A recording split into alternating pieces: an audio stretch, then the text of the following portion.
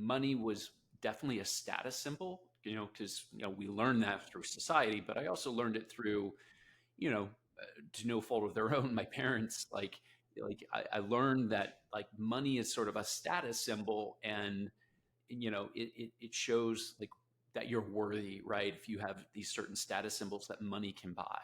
And so I had to sort of unlearn those things the hard way. I went through a bankruptcy by overspending in my early adulthood. But what I learned from that experience coming out of that is money is definitely just a tool, right? We hear that all the time, but a lot of people still subscribe to the status symbols. Oh, I need a better car than the neighbor, or I need the biggest home on the block, or, you know, those parents are sending their kid to that private school, so I've got to do that as well. And that can be a trap that keeps us not feeling calm, not feeling connected to a deeper purpose. And so for me, it's about exploring a deeper purpose and saying, okay, I've found my enough. I don't necessarily need more.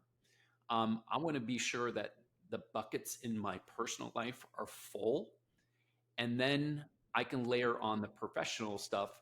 And going into each year, it's like I'm rehiring myself, and I can now be selective with, say, one consulting client, one corporate consulting client that I work with, that I can go deep with and feel relaxed, and um, not have to do it just to pay for, all these things that I've accumulated over time. I feel very secure that, hey, I'm only working with you because I want to make an impact. And same thing with the other areas that are more like direct with working with other sellers, like coaching. I can be selective in who I work with and how I work with them and when I work with them. And so that's really what I'm optimizing for at this stage of my life, is how do I always constantly put the human first and then the professional second, knowing actually when I'm a well optimized human, the professional stuff takes care of itself because I'm removed from the income levels. And